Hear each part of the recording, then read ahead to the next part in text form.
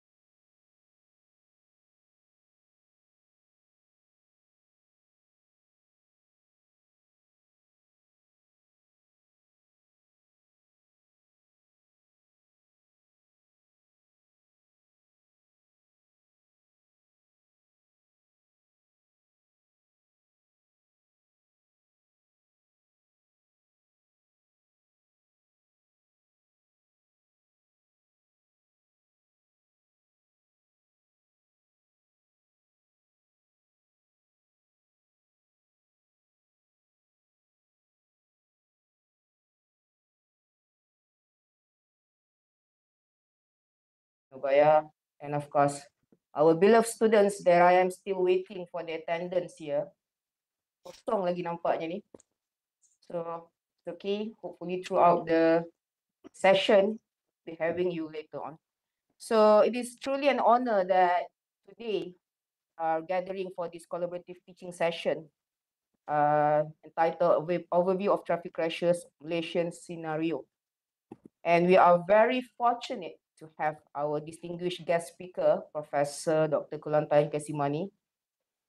And for your information, Prof. Kulan is one of the highly experienced experts.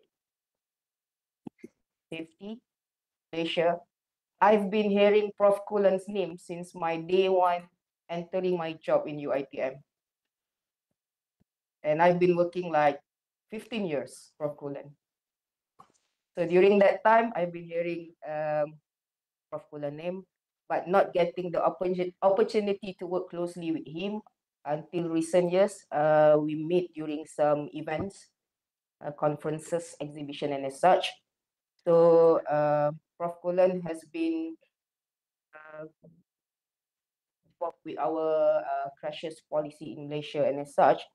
Therefore, we really expect that we're going to have a very enlightening and impactful session because we are going to delve into the complexity of road safety and traffic incidents in Malaysia, which is crucial for us to acknowledge the importance of this topic. And just for Prof. Kulan info, our topic today is part of the syllabus.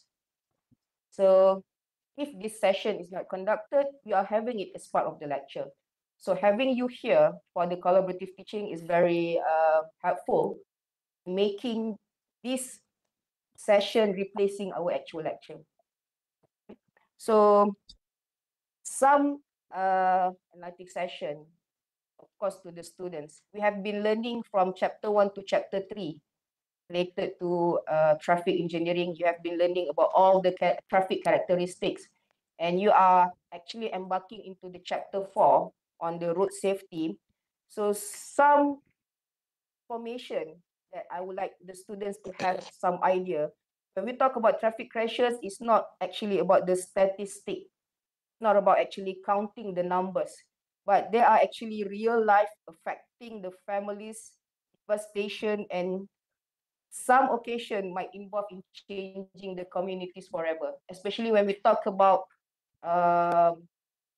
death, talk about injuries and such. So this severity of incidents happening around us require a very thorough understanding and united effort for us to reduce the frequency and the impact. Therefore, it is important for you and of course us to actually understand what traffic crashes and the safety is all about. So therefore, our goal today is we would like to provide an in-depth overview of the current scenario of traffic crashes in Malaysia. And we would like the students to have that view, not only from your lecturers teaching you in the daily session. Okay? We are having it from the highly experienced person, and so that you're going to have quite a new exposure, not the same lecturer you've been facing for the past 11 weeks. So we truly hope that this session will disseminate information and also foster dialogue, sharing the insights, and generate some actionable ideas that can drive real change. Okay, so I highly encourage all of the students to actively participate. Can ask what do you want to know, okay, from our speaker today, and you might share your own perspective, your POV. Okay, so you can apply the POV that you've been using in your TikTok, in your Twitter and such during this session. Because when we talk about traffic crashes, there are lots of POV from different angle of different people. Not only from the traffic expert, but also from you as the user. Okay, so that's why through our collective efforts today, hope that this session will bring benefits to everyone. And without further ado, I'd like to welcome Prof. Kulan again. And I would like also to thank Prof for having some time to attend to UITM. came really early. Prof. Kulan arrived at 8 a.m. That's why I was urging all the students to come. Okay, early. Prof. Kulan was here around 8 a.m. So thank you again for being here, and let us make the most of this opportunity to learn and collaborate together. Okay, thank you. Have a very insightful session later on. Sorry.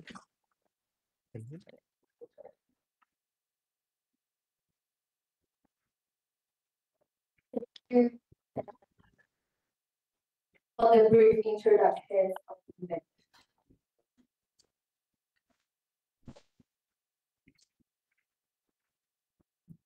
Before we start, we are very happy to have our guest speaker with us today, which is Professor Dr. Kulanthayan Kesimani. So allow me to introduce his brief background. Professor Dr. Kulanthayan is a professor at Department of Community Health, Faculty of Medicine and Health Science, University Putra Malaysia in Serdang, Selangor.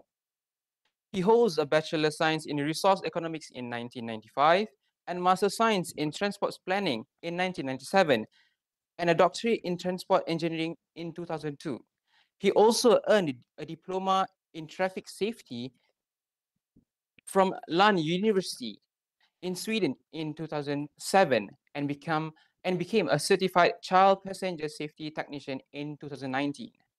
At UPM, Professor Dr. Kulanthayan supervises postgraduate students in health promotions and occupational safety and health, focusing on road safety research. His main research areas are traffic safety and children's safety, leading to establishment of Safe Kids Malaysia in 2011, part of Safe Kids Worldwide. Safe Kids Malaysia conducts research and community programs to promote child safety. Professor Dr. Kulanthayan is a member of the National Road Safety Council of Malaysia and served on the advisory board of the Child Injury Prevention Alliance in the USA. He has introduced and evaluated various interventions programs, earning international recognitions and 3 awards in 2017. The FedEx International Road Safety Award, the Excellence in Communication Award by Safe Kids Worldwide, and the Prince Michael International Road Safety Award. In 2023, the Minister of Transport Malaysia awarded him the title Road Safety Icon for Malaysia, and World Health Organization Malaysia Country Office appointed him as their consultant for violence and injury prevention, including road safety from 2023 to 2025. Dear students, please buckle up.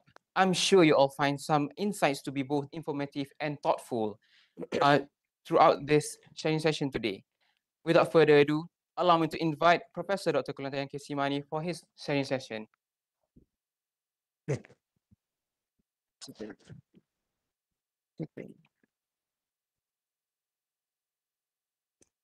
Thanks to the MC. Thanks for the kind introduction by your coordinator, Dr. Wardati. And thanks to Dr. Siti Nurbaya for inviting me. I think I came in as well last year, but then last year was online and this year is physical. Thank to the Cik Noriza, okay, who was coordinating as well for this year. And to the other staffs who are present here today, thank you. And finally, to all the students of civil engineering third year from UITM, thank you for joining. Thanks for filling up the seats behind, okay? But next time, try to fill up the front seats because the further you are seated, then the probability for you to absorb and for you to concentrate will drop, okay? And I'll touch on the issue of concentration later, but just to give you a prehand first, okay? Concentration will drop the further you are from the speaker. Okay, good. And as well as thanks to the who have joined us through online as well. I believe we have some. And hopefully we may have also some participants globally who are joining the session. Because the beauty is in UITM, these sessions are in English. So let the knowledge be crossed to whoever who can benefit. Is that fine so far with you all? Ken? All right, good, Ken. So it will be like a storytelling. I'll try to make it as a storytelling because then hopefully that I can get your attention and you'll be more focused on it. Okay. Right. So just to give you some introduction where I come from. hope these slides. All right. I'm from University Putra, Malaysia, UPM. How many of y'all have visited UPM so far? No, okay, it's still in Selangor, same state with you. Okay, not very far. We are based in Serdang. Okay, do make a visit. Okay, we were formerly known as Agriculture University, and then later was changed to UPM. Let me just cross this. Okay, good, right. So we were established in 1931 and then upgraded to Agriculture University in 71, and then later on to University Putra, Malaysia. So this is our campus, green campus. So do visit us. You can consider doing your postgraduate studies over there as well with us, okay, for your master's or your PhD. So this is the Faculty of Medicine and Health Science, where I belong to, okay? And this is where Safe Kids Malaysia is also based. Okay? So Safe Kids Malaysia, we were established in 2011. When we were established, we were the 21st chapter from the parent body, which is called Safe Kids Worldwide. And what do we do? Safe Kids is an organization which looks at how can we protect children below the age of 18 from unintentional injuries. So there are two types of injuries. One is you call intentional, another one you call as unintentional. So intentional injuries are example, abuse. That means the person who gets involved in that activity is with an intention to create that particular injury. So you call it as intentional. So abuse, suicide, all those comes under intentional. The unintentional is traffic, drowning, fire and burn, falls. All this is without intention. When you are getting involved in an activity, you get injured. Can you all differentiate that two first? Are you okay? Very good. Can. If there's anywhere that you find stuck, you're not able to proceed, just raise your hand. Is that okay? Yeah, no? Right. So that make sure that none of you are drowned as well. Okay, good. Okay. So that's what we do. We are from Safe Kids. Now let's go to the topic. What need to be known? Okay, for this topic on traffic crashes, which you all have given to me.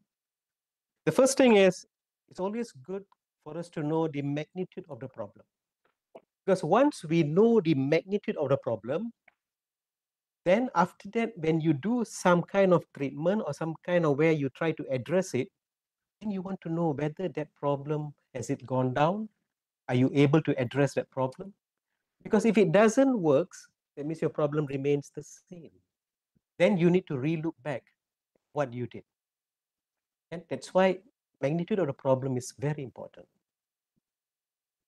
Any idea, before I move to the next slide, what is the total number of road crash in the country? Any guess? What do you think the total number of road crash in the country could be in 1 year? From this side, anyone?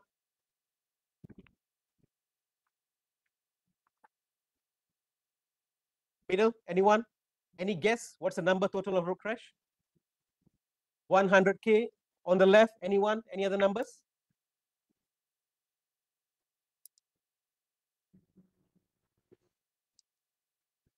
Any numbers you think? Bit more louder. 500. So we have 100K, another one is 500K. Very huge difference. Okay. That's the total number of road crash in the country. Who said 500K just now? Okay, he gets very closer to it. So it's almost the 500K plus that 100K. That's where the figures are, isn't it?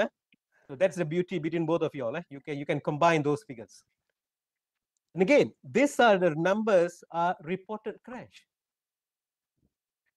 Do you think that there are also a number of crashes which goes unreported? Ask yourself, how many times you were involved in a crash, and among that number, how many times you reported, how many times you never reported. That will tell you for every one reported road crash, how many goes unreported. Get the picture? So you do it for yourself because you know the answer for yourself. Then that's the magnitude, the real magnitude will be for the whole country. So what you see now is just reported. If you combine with the unreported, your figures can just touch millions.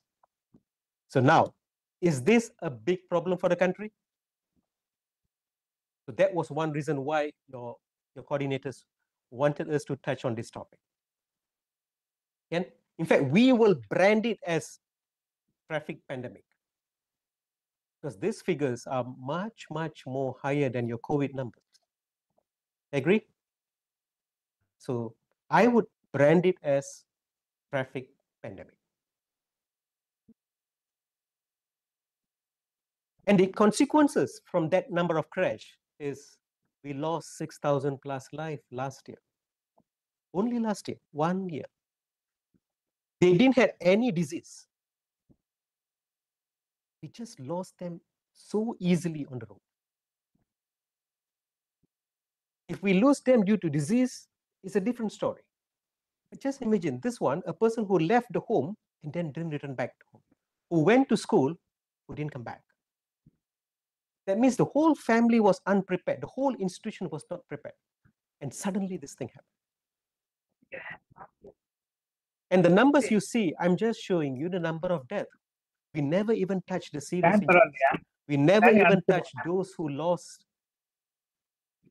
any of their body parts, those who became handicapped, those who lost jobs, those who lost families. So the societal impact is much, much more bigger. And the medical cost is also another huge amount. So this now becomes a health burden. That's why we have branded it on the top is a health burden. Because if you were to treat them in the hospitals, then it's much more bigger cost. And again, we never include minor injuries. And so in total, whether it's number of crash, fatalities, serious injuries, or minor injuries, or missing from attending schools, missing from going to work, that you can just name it, the list grows. So that's the impact of getting involved in a crash. And that is what we want to prevent. That is what we want to avoid. So this session, after this, what will happen is, it has two main goals, which I really want to transfer it to you. One is put aside for civil engineering.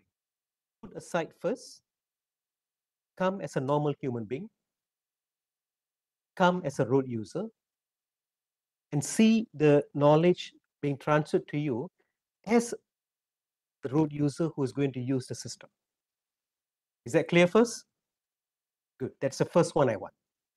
The second step is where you're going to play your role as the professional part, as a civil engineer. What can you do to address this problem? This is the nation's problem. So the nation needs the help. The nation needs your help. And how much can you do to help the nation? So the first part is you as a road user who are going to use the system as a consumer. And the second part, you have one additional role is for you to now to address the problem, for you to bring down the issues. Is that clear? So when you leave this room after 11:30, I hope that two will be achieved.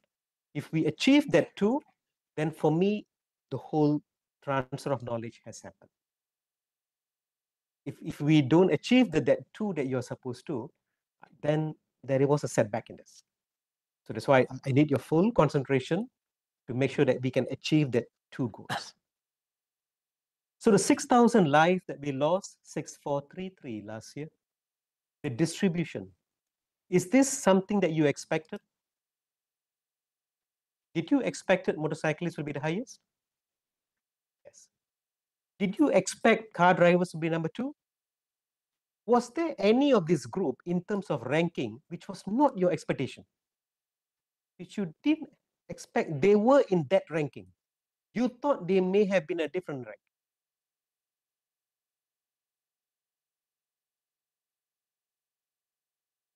Is there any group? Which group? Pedestrian. You thought pedestrian were more than these numbers or lesser than these numbers? Lesser than these numbers. Okay, let me tell you. Previously, say if you look at 20 years back's data or 30 years back's data, the distribution was different. The number 1 distribution will always be motorcyclists. It is not only for Malaysia. Any country which has high number of motorcyclists will record high number of fatalities. I'll let you know why. Okay? But in Malaysians record, last 30 years back you saw, the number 1 ranking remains with motorcyclists, but number 2 ranking was pedestrian, was not car driver. And lately, pedestrian became number 3 and car drivers became number 2. Why do you think so?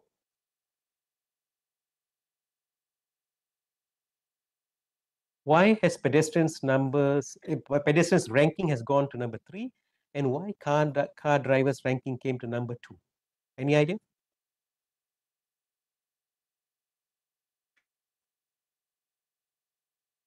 Your thoughts?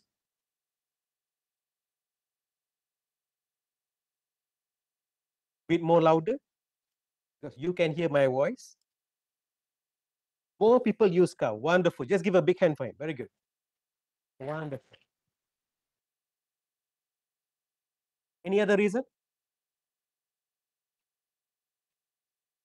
Any other reason? Oh, boleh. Sekejap ya. Does that mean pedestrians are much more safer now? Yeah, it's just their ranking only moved to number 3. It doesn't mean they are much more safer. Okay? It's just that because more people are using cars, therefore more people are exposed, then the numbers has risen. Okay? But there's one interesting figure here that I want to share from this slide. The least contributor in terms of fatalities, who are they? Bus driver and passengers. Was this something that you expected? Yes or no? Some people say yes, some people say no. For those who say no, why was it so? Why you didn't thought that bus driver and bus passengers were the least contributor in terms of fatality? Why?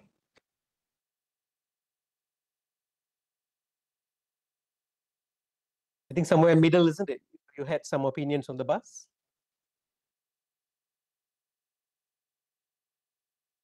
Here is more of you are just giving your reflection. It doesn't have to be right or wrong, because this is a session for you just to listen. What made you think that bus would not have been the least contributor in terms of fatalities initially?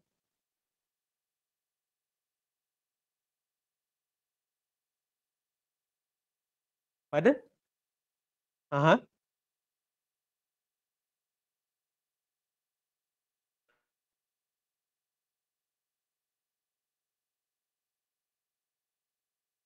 Again, sorry, you don't mind? You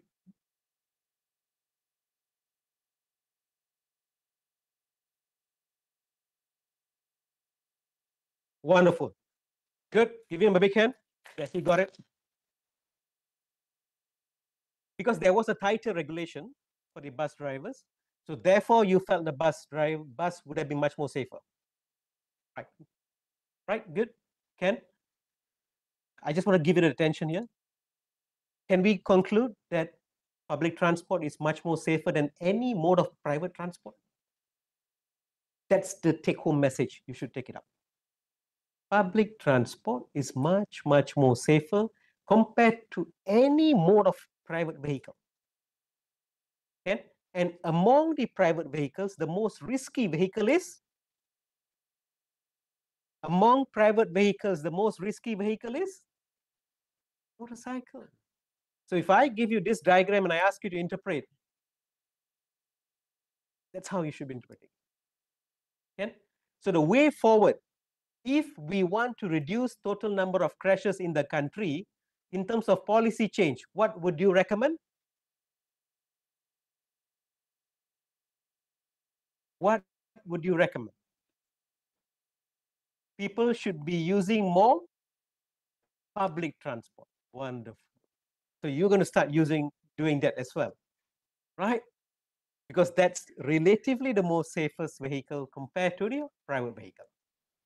Okay, good. In terms of resources to understand, I can see some arrangements going on to book the public transport. Thank you. Well done. Right. Okay, good. Let's move. Resources to understand the problem. There are many resources. From civil engineering, you will be referring to all the engineering books, but I just want to give you a different perspective. Road safety is a multidisciplinary field, not only for civil engineering.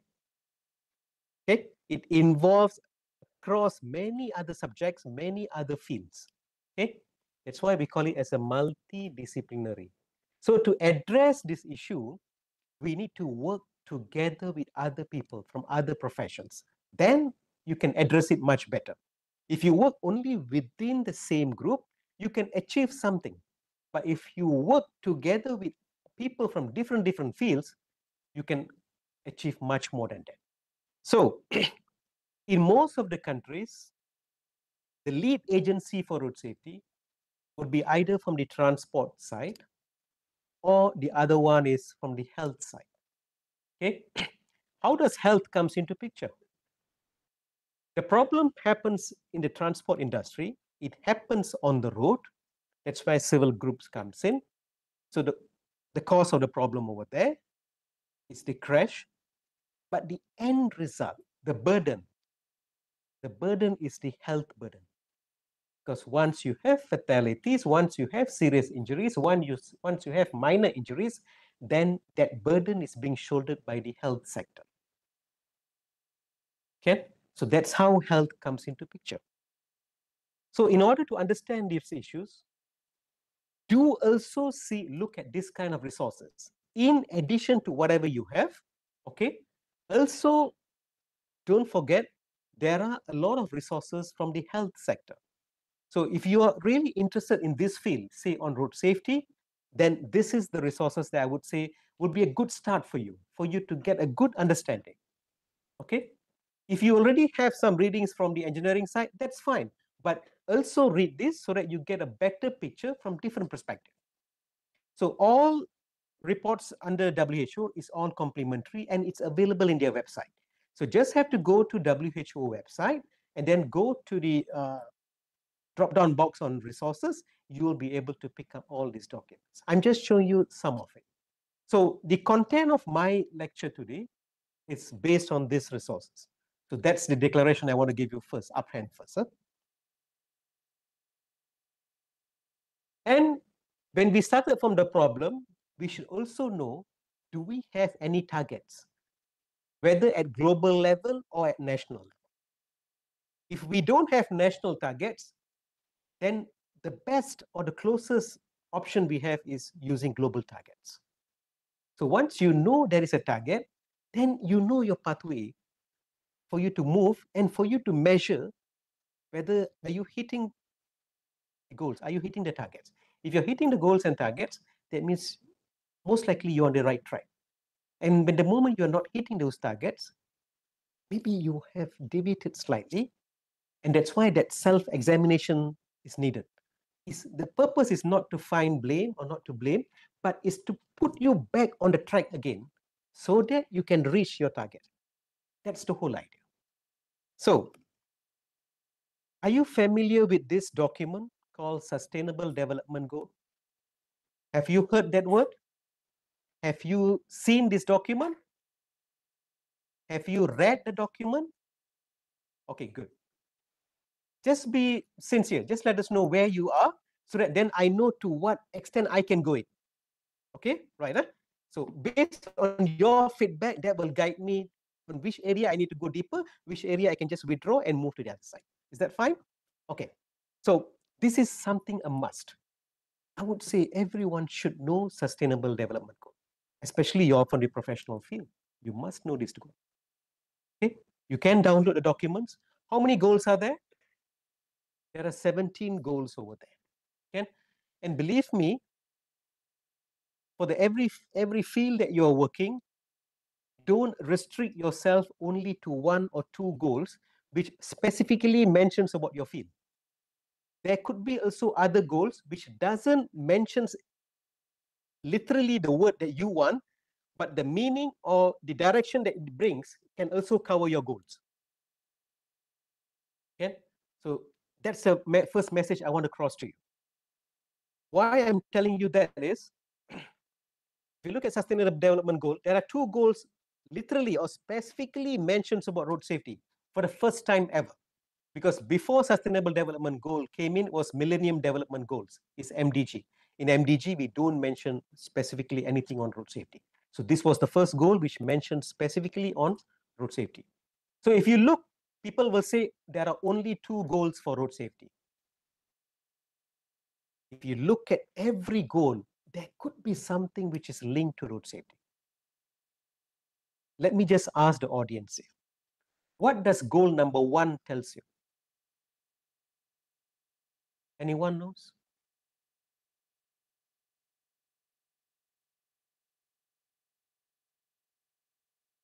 You can quickly Google now. Goal number 1 tells about what? Let's say who's the first Googler? Pardon? No poverty. The issue is poverty. But you never thought about poverty. How can poverty link to road safety? Can poverty link to road safety? How?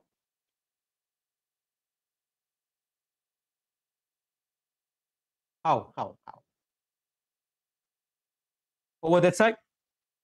Any idea? How can road safety link to poverty?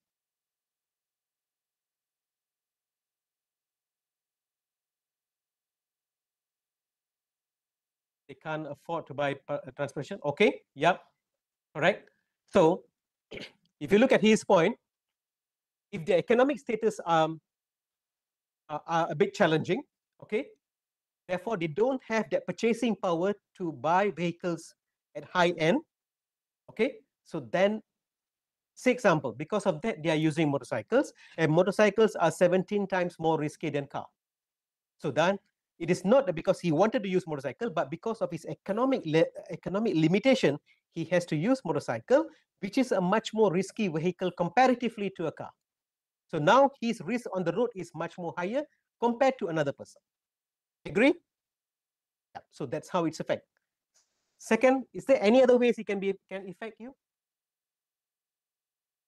Say, for example, say the person in yellow, example.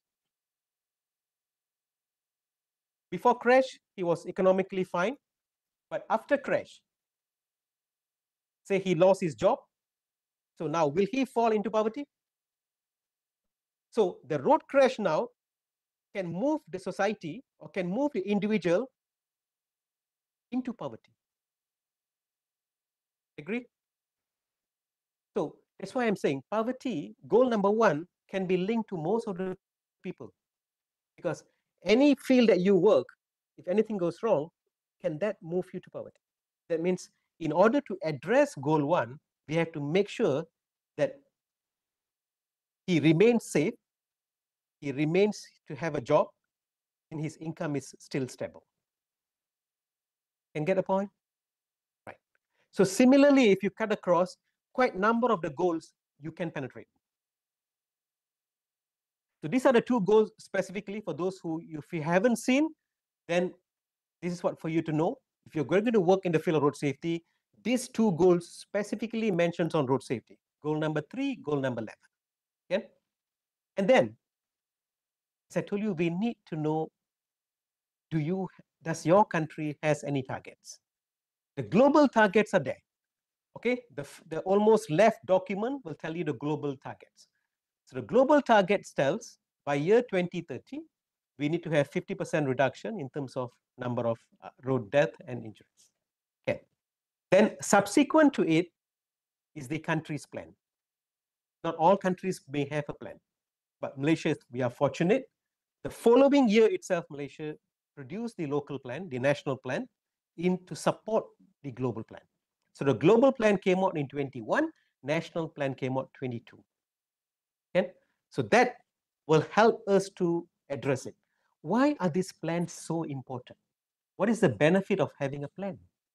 Because if you know what is the plan, if the plan mentions that, okay, we want to reduce, we want to make sure that we provide, say, 30% of the roadways has to be a 3-star rating roads. Then you know the nation is moving towards that direction. And when you put in any programs or when you bid for any grants along with that national targets, then you can fit in well. Okay? That's why the national targets and national plans are always important. Right? So this is why I want to show you what are the documents available. Okay? And this is another document which was produced in 2017, specifically for road safety, but not widely being used. So I wanted to expose that to the non-medical group, non-health group, so that you also know, hey, there are 12 performance index. Yeah. These are what we call as performance target, or we call as process target. What is the difference? We have the final goal. In 2030, you must achieve 50% reduction. Okay, I give you example. Malaysia now, we have how many number of road death? 6,433. Let's take it round number, 6,000. If 6,000 now, by 2030, the maximum we want is what number? Maximum, possible we want 0 death. Okay, possible we want is 0 death, but maximum, what we are saying is maximum only 33,000, because we are looking at 50%. Are you all clear so far with that? Okay. So if you're going to measure at 2030, you're measuring at the last date. If you don't achieve it, then you don't achieve. You can't do anything because you're only measuring at the last date. This performance targets is for you to measure annually to know in which areas you're doing well, which areas you're not doing well.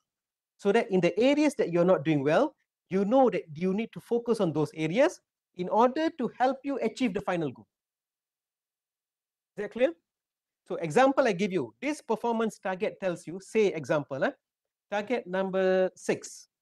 Target number 6 tells we need to make sure that everyone complies with the speed limit. Target number 7 says we need to make sure 100% usage of safety helmet. Target number 8 says we need to make sure 100% usage of seatbelt. So the moment I evaluate every year, motorcycle helmet usage is only 60%, then I know that I won't be able to achieve my final goal. If I know my seatbelt usage is only 50%, then I know I won't be able to achieve my final goal. So these measurements is to help me to know which are the area I need to improve. If my helmet is 90% and my seatbelt is 30% usage, where would you focus? Seatbelt. If you don't measure this, you don't know where to focus, and you will be putting in resources in helmet, which has already achieved 90%. You get? Because your resources are limited. You want to put in the place where you will get the highest return. Agree? So this is what I want. So go through these targets. These targets will help us. Then, just want you to get familiarized with the word safe system approach. Safe system approach here means we make sure the system itself is safe, no matter who uses the system. And you should plan the system in such a way to be safe, even in a worst case scenario. So if you plan it for the worst ever person who used the system itself can be safe, whoever who's better than him who uses it will also be safe. So it is quite closely linked to public health approach as well.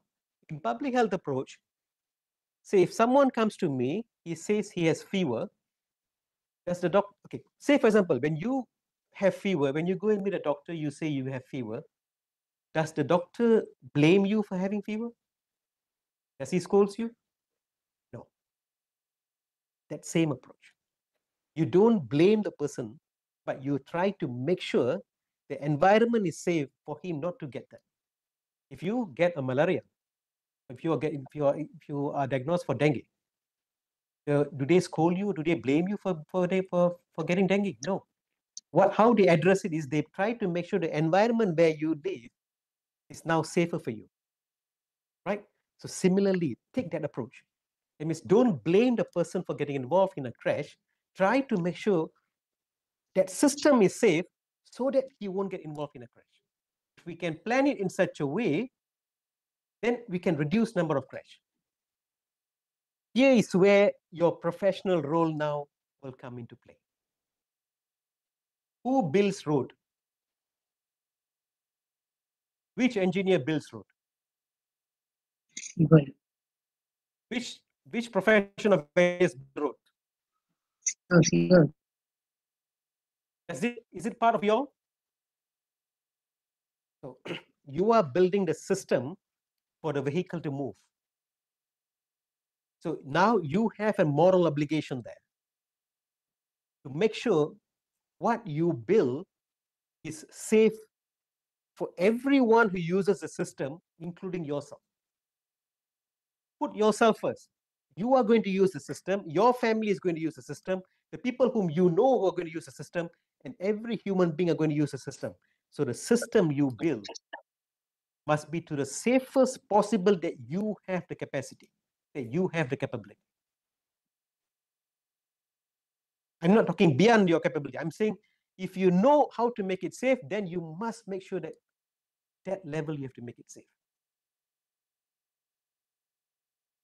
Are we on the same page? Very slow sound. Are we on the same page? This is the place where you have to say loudly yes, because you're going to be the civil engineers then. Maybe the last day of oath taking must ask this question. Before they exit UITM, you carry the flag of.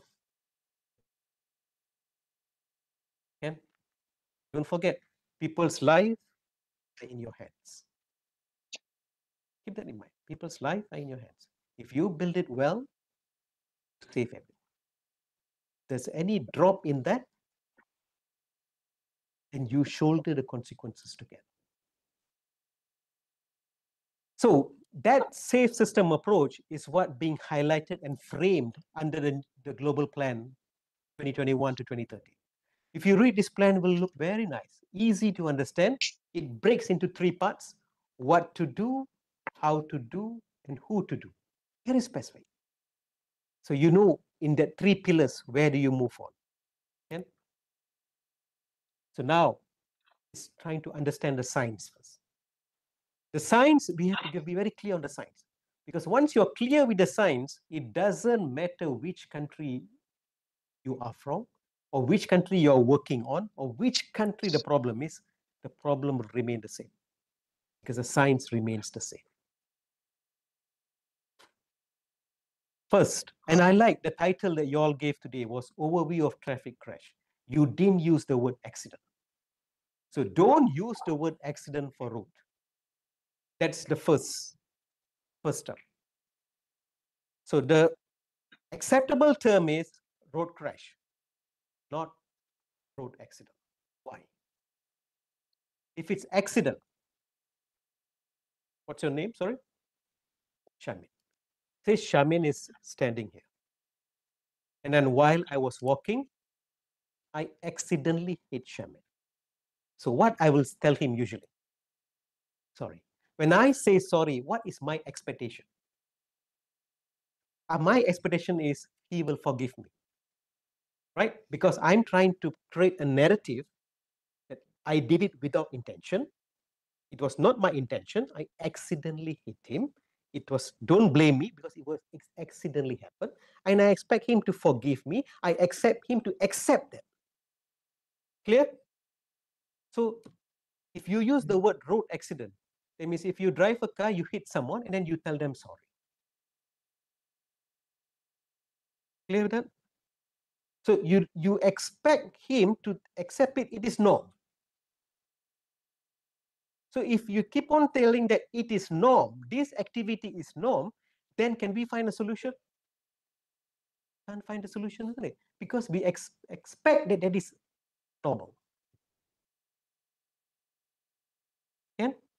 So if we keep on going that way, then we cannot address it. So we feel this activity is something preventable. It is not accidentally happen. It is that you drove fast and you got involved in a crash. You changed lane without giving any indicator and you got involved in a crash. You beat the traffic light and you got involved in a crash. Can all those be prevented? If all those can be prevented, that means it's not accident. It's a crash. Is that okay? So this is the first thing I want from you all to be on the same picture. Don't use the word accident and start using the word crash. Can? Okay, good. This is number one I want you to do. Number two, you have to understand the concept. The science says very simple. A crash will happen, or the probability of a crash happening, when there is a difference in terms of the size of vehicle and the speed of the vehicle. Say in the same roadway, the last person, what's your name? The one wearing glasses? Pardon? Farhan. Okay, that's my vice chancellor's name. Farhan. Good. He's a road safety person, so I hope you will also continue. Okay, say Farhan. Farhan is in front of me. Farhan is going at 50 km per hour. I am behind Farhan in a different car. I'm moving at 50 km per hour. If he is going 50, I'm going 50. Can we have a crash? Because we maintain the same speed. When we maintain the same speed, we maintain the same gap, correct? So when there is a speed difference, if Farhan is 50 and I am at 70, so my gap gets reduced, right? Then I will hit him, correct? So that's what it means here. When there is a huge difference in speed among the vehicles which are traveling, then the probability of a crash happening is high. So if you have in a roadway system with many different types of vehicle from a different size and with a different speed, you put them all together, possible to have a crash? Possible to have a crash or not? Yes. If you take one classroom, say standard 1 boys, ask them to run in one small track, okay? Some will run fast, some will run slow. Will they hit each other? But if they almost everyone runs in the same speed, will they crash against each other? Are you clear with that? So that science be clear. No matter you put in which country you test it, it will remain the same. And on that ground, that is the reason why we don't allow bicyclists on the highway. The bicyclist speed is low comparatively to other vehicles. We don't allow pedestrians on the highway. Pedestrian speed is different compared to other vehicles. You can understand now why they are being separated. All those people, all those with low speeds are always separated. Okay.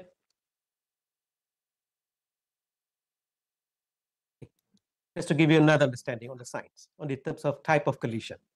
Are you familiar with this collisions type, frontal, side, and rear end collisions? Have you heard the word frontal collision? If yes, you say yes. If no, you say no, so that I know to what extent I can go after that. So the quick answer is no. Okay. Frontal collision is when you crash frontal. Two vehicles coming from opposite direction, they hit against each other at frontal. So you call it as frontal collision. And then the side collision, say one vehicle is coming this way, another vehicle comes in this way, and you hit, right? And rear end collision is when you hit from behind. So we are moving the same direction. Farhan's car is moving in the front of me. I'm moving behind Farhan. Okay, Farhan is moving at 50. I'm moving at 70, and I go and hit Farhan. That we call as rear end crash. Are we clear on the terminology? Next quiz. On these three type of collision, which one is the most risky? Who says frontal? Side. Just be confident of yourself. Who says frontal? Who says side? More hands for side. Who says rear? All right. The green boy, what's your name? Green boy? Why are you asking your friend what's your name?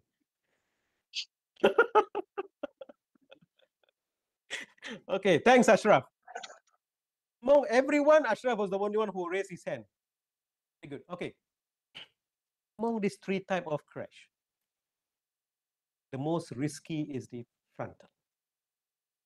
Mm. Close to it, very close to it is the side crash. Okay. So don't worry, the side group supporters, you're there. Okay. Because we can see the side one is the supporters are more. Okay. Almost there. Frontal is a bit high, then side. The rear end crash is the least risk among all the three. But the question now is why? That why always has to be answered. Because if you can answer that why, then you're clear. Why do you think the rear end crash least risk comparatively among all the three?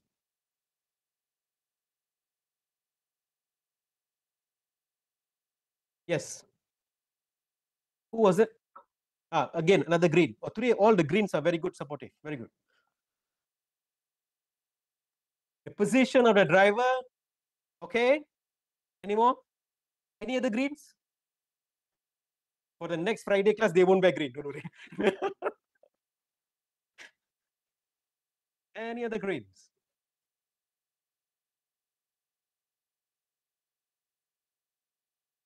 Okay. So he says, it's the, again, what's it? Behind of the car? Oh, there's only compartments. So you're hitting the compartments first. Okay. Any more? The non-greens can answer as well. Don't worry. Yeah. We don't want to be too selective. Just that we give priority for the green. Ashraf, you want to choose anyone, Ashraf? No. Oh. I'm not asking you to answer. I'm asking you to choose. Later, I'll come to you, Ashraf. Not for you to answer. I just ask you to choose anyone to answer. So you can choose who's your closest friend that you want to. Okay. Any other people? Any other thoughts? Why rear end crash? The risk is slightly lower compared to any other frontal or side.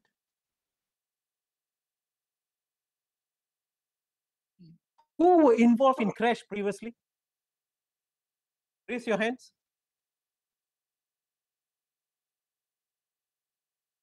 Don't worry, we won't ask you whether you had license or no license. No, we won't ask you the question. I just want to know in terms of were you involved in crash or not crash? Okay, few. Right, Ken. Okay. The concept of injury is, everyone with me? Okay, good. With me? Thank you. The concept of injury, how it happens is, when the vehicle is moving, say at 70 km/h, the occupants are moving at what speed? Say Ashraf is seated in a car. Ashraf's car is moving at 70. Ashraf is moving at what speed? 70 as well. So the car is 70, the vehicle is 70, the occupant is also at 70. Correct?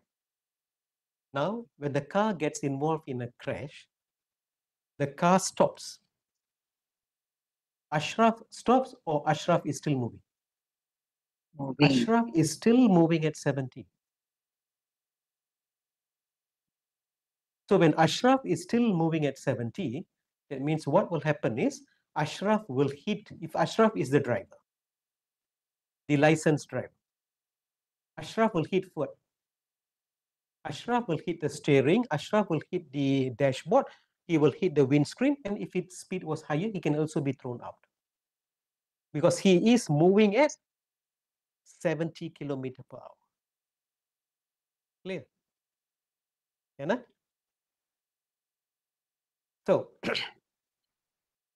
if the vehicle, I give you two scenarios. If the vehicle went and hit a tree, so the vehicle was driving at 70, the vehicle hit the tree at 70.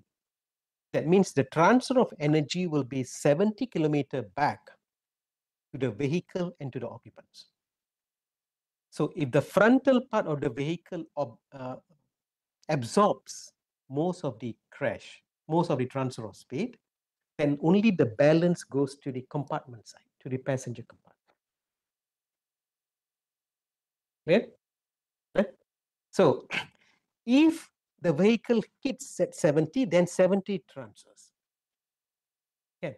If the vehicle saw any emergency, okay, see the vehicle saw the tree, it saw in the emergency, it started pressing the brake from 70, it pressed the brake, and by the time it go and touches the tree, is only at say 30 kilometers per hour. So how much is the transfer of energy now? Is it 70 or is it 30? The last 30. point, the crash point. At the point of crash, what was your speed? That is the speed which transfers back. Clear with that? Am I making it clear or am I making it a bit difficult for you now? Yeah, again, I just repeat back because based on the face expression doesn't looks like that.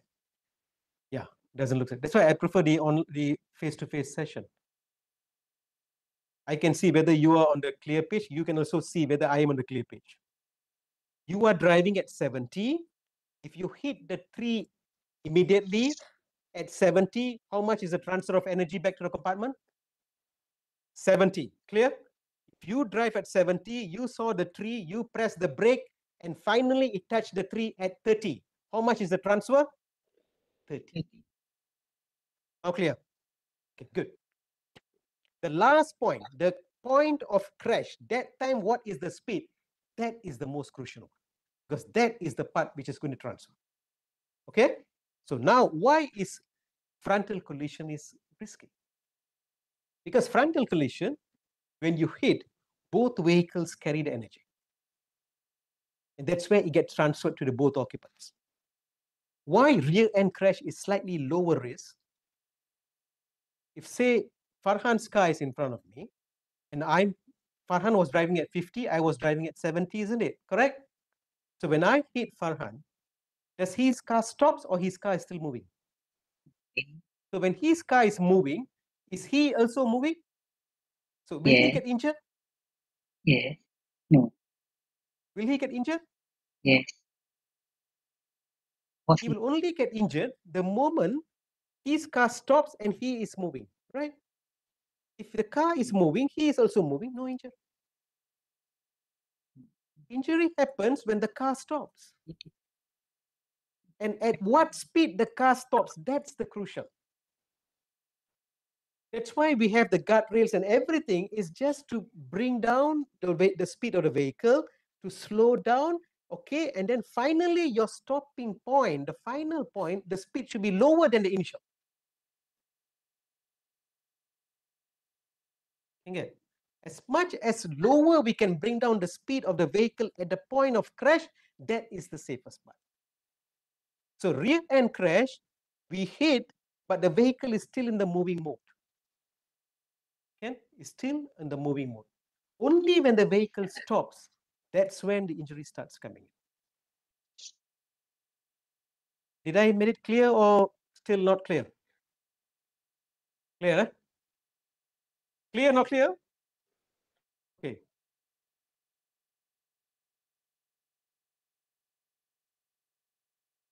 So touching on this again, based on this concept, in the normal roadways, where do you think the risk is higher? Is traffic light a point where it's a risky place compared to normal roadway?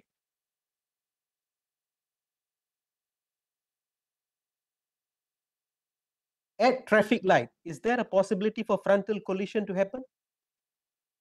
Possibility for side collision to happen? Yes. That's why traffic light is a very crucial point. If everyone obeys the traffic light rule, no risk. Anyone violates the traffic light rules, that means there are vehicles from two directions moving at the same time, then you're going to attract either frontal collision or side collision. And any frontal or side collision happening at traffic light can most likely end up as fatal. Can. Now let's look at rear end crash. Where does rear end crash happens mostly? Traffic light. In highways, rear end crash happens? Yes. Possible, isn't it? Yeah. You may have crashes happening, you may have vehicle damage. In most of the rear end crashes, you will have vehicle damage, but not much of it ending up as fatal crash. It's damage for the vehicle, not much to the occupant. That's rear end crash. Yeah, the type of roadway, this is very much interlinked to point number 3. We have highway, federal, state, municipal. But for those, if we have any participants on the online, just to give you a bit more understanding, the whole concept under this point, under this slide, is trying to differentiate a road with one-way direction compared to two-way direction. That's one issue. Second is a road with median without and compared to without median. Let me just touch with the median and without median. What do you understand with the word median? Civil engineers. What is median?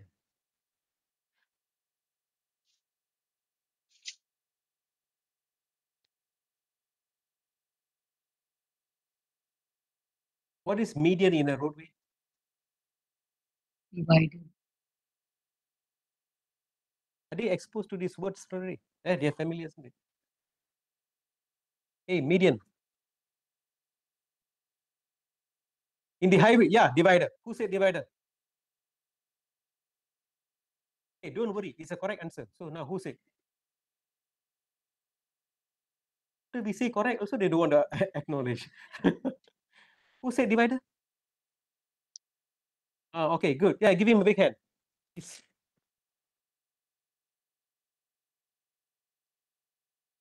so shy, yeah. What's his name? Huh? Thanks to the neighbor for answering. Good neighbor. You have a good neighborhood. Oh, you are saying your neighbor is good, huh? Good friend. Right. It's a divider. Any roadway system which has a divider, so you're going to divide the direction from both ways, the incoming and outgoing. The two flows you are going to divide.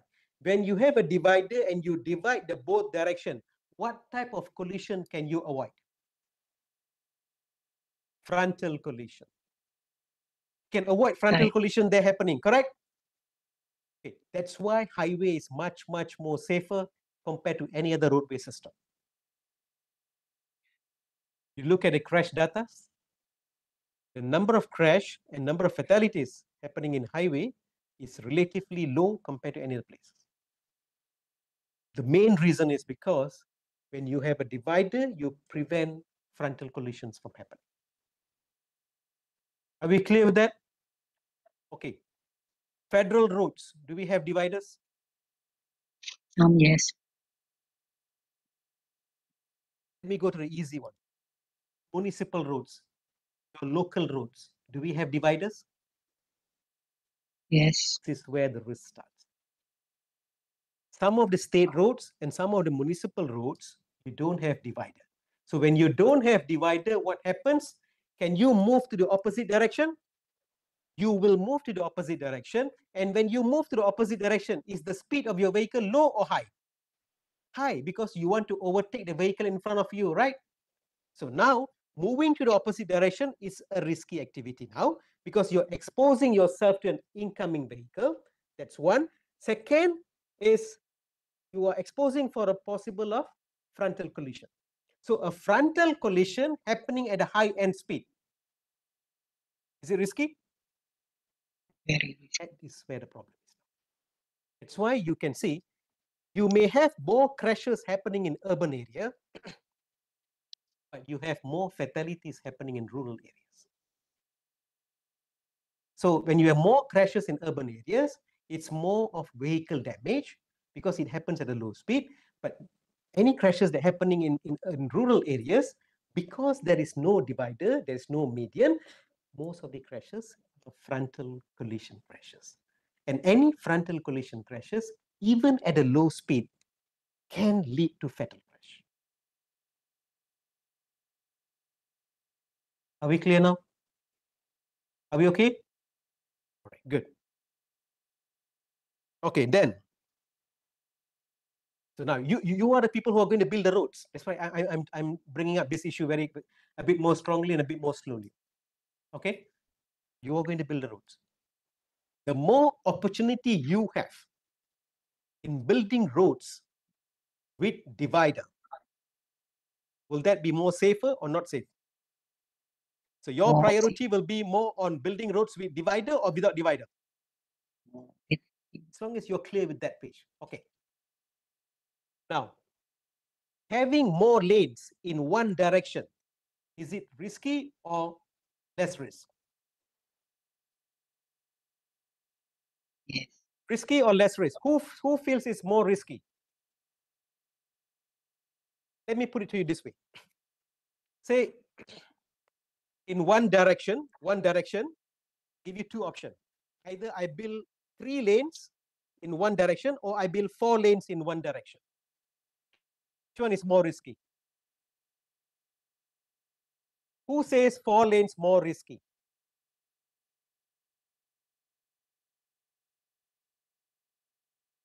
Really.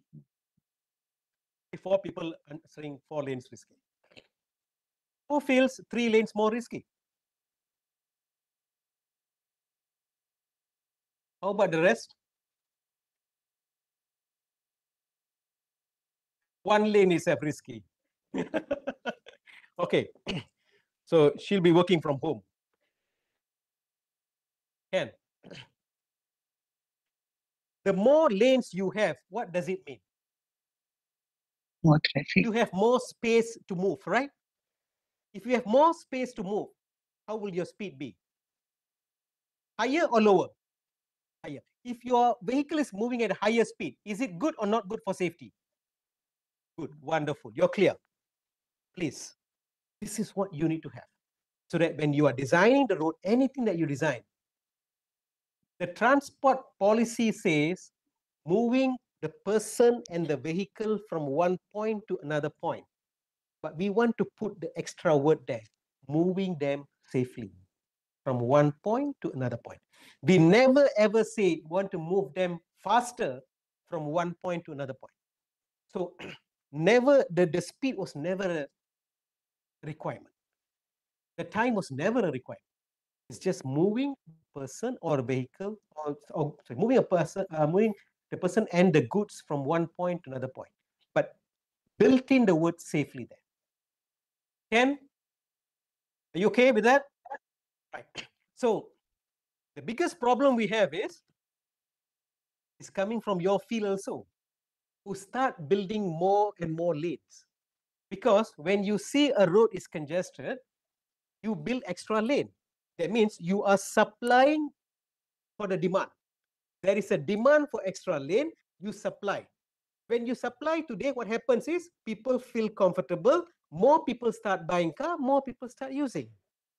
Then after they start using, again that roadway becomes congested. Then what happens? You supply again another one more lane. So when will this end? Will this end or not? This will never. So the Yes. supply, if you supply based on demand, you can't. What you should do is you manage that demand. Don't give in to the demand. You manage that demand. That means reducing that demand. Reducing the demand to use the roadway at the same time. If not everyone uses at the same time, then that roadway is enough to cater for everyone. It's just that everyone are using it at the same time only. And during off-peak, you will have under-usage. Have you seen the traffic volume for peak hours and off-peak hours? Correct? So reduce the demand. How the friend who wanted the one lane. If we have more people who can work from home on certain days, then the number of demand goes down on those days. See, if your friend, what's your name? The one lane lady? Okay. Aisha, say Aisha. So Aisha works from home, say Monday, Tuesday. So and Aisha and her friends, all that same row is Aisha's friends, all of them work Monday and Tuesday from home. That means the volume, the demand goes down on Monday and Tuesday. Others, you take your vehicle. And then come back Wednesday, Thursday, Friday. Aisha will go to the roads and you all take turn. That's another way of working it. Or Aisha goes to work at, say, 10 o'clock on Monday and Tuesday. You go at 8 o'clock. Then you change it back. Wednesday, Thursday, Friday. Aisha goes at 8. You go at 10. So the supply is the same. You manage the demand. Are you clear with that? Because we cannot continue building extra lanes and lanes and lanes. And that is now in your hand. That's why I was a bit interested to have this session, because this is with the group which is directly involved, executing that activity. Yeah? So if you know the science behind it, at least during the planning time, at least during the discussion time, or at least during the thought process time, you can have your say by saying that, hey, if we keep on continue building lanes, there is no end to it. And so if you ask me, ideally, I would say 3 lane in one direction is enough. You don't need more than 10. 3 lanes each direction is enough. By having more lanes, one is you create the space and the speed, but again, you also create a possibility of people moving lanes. If you have 4 lanes, can people move lanes easily? So that can also create crashes in there.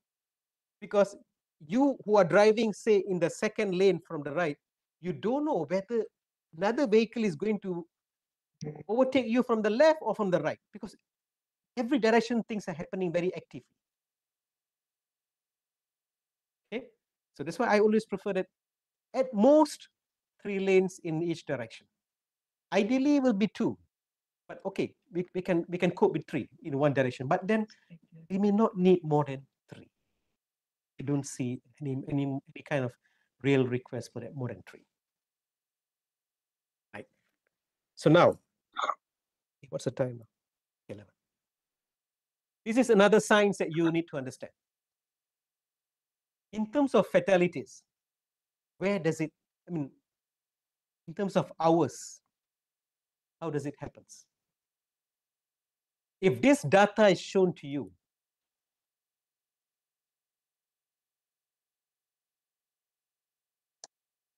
what do you understand from here?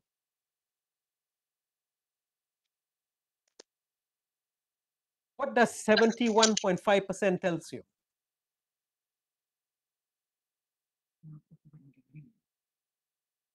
Death happening on the spot. Okay, that means a crash happens, death happening on the spot is 70.1%. And then what does 25% tells you? 25% tells you a death happening within 3 hours of a crash. And then you have another 3% says within 30 days. If you have this data in front of you, if building more hospitals will address which problem, will address which group? By building more hospitals, can we address the 71% problem? No. Because they have died on the spot already. But building more hospitals may address the issue of 25%. the 25% and the 3.2%. Yes. Agreed? Okay. By having more ambulance, it's going to address which group? 71. Again, the 25 and the 3%, correct? Having more ambulance. Having more specialists. Having more specialists will only address the 3.2%, right? Because specialists only will work the moment you have reached the hospital, isn't it? So if you're going to invest a lot of money in building hospitals, in building, in training more specialists, you're going to address that number only, that 25 plus with the 3, 28. But the 70% of the problem, how are you going to address it? The only way to address 70% is to make sure a crash never happens in the first place. Agree? Because they die on the spot. So in order to make sure they don't die on the spot, they should not get involved in a crash. So the slides after this is going to focus on this group, because that is the biggest bulk. And then slowly we'll try to move into the 25, but then mostly it's going to be on the 70%. Are we clear with that? Right. This is to give you an understanding. How does a crash happens? The issue of system demand and your driving performance. Okay? The system demand here, you just imagine a roadway. Say now here from Shah Alam, you want to go to Kuala Selangor. Okay? Shah Alam to who's from Kuala Selangor? Who forgot their township? Anyone Kuala Selangor? Ashraf, where are you from? Where are you from? You want to ask your neighbor? I'm Melaka. Okay. Farhan, where are you from? Very far. Another green. Ashraf's friend, where are you from? Kuala Langan. Okay, good. Here to Kuala Langan, how many kilometers?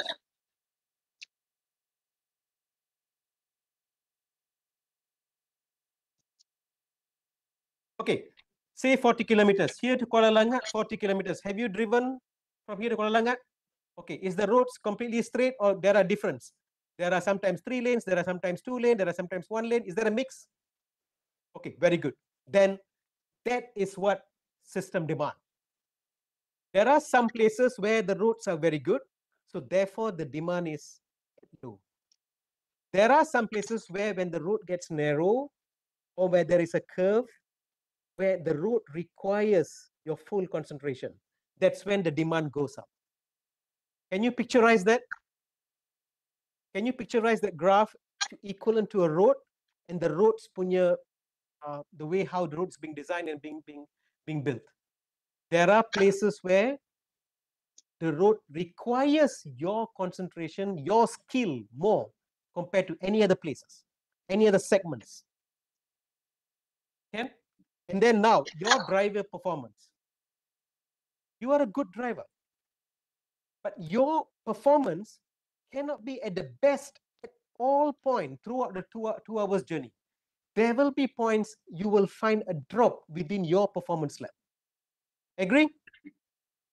And if it's an 8-hour journey or even 12 hours journey, hey, who's from, say, Terengganu?